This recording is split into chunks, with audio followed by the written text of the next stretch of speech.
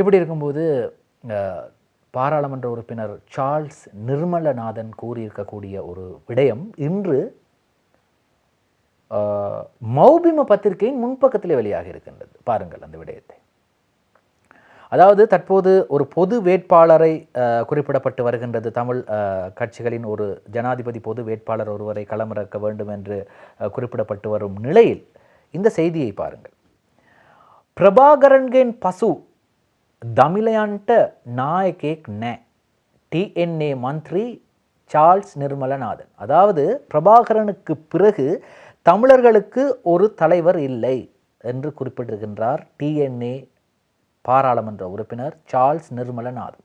இந்த செய்தி மௌபிம என்ற இலங்கையின் முக்கியமான சிங்கள பத்திரிகையின் முன்பக்கத்திலே வெளியாக இருக்கின்றது. ஆகவே தமிழ் மக்களுக்கு ஒரு சரியான தலைவர் இல்லை, அதுவும் பிரபாகரனுக்கு பிறகு ஒரு சரியான தலைவர் இல்லை என்பதை பாராளுமன்ற உறுப்பினர், தமிழ் தேசிய கூட்டமைப்பின் பாராளுமன்ற உறுப்பினர் சார்ல்ஸ் நிர்மலநாதன் தெரிவித்திருப்பதாக மௌபிம பத்திரிகை செய்தி வெளியிடுகிறது. சரி.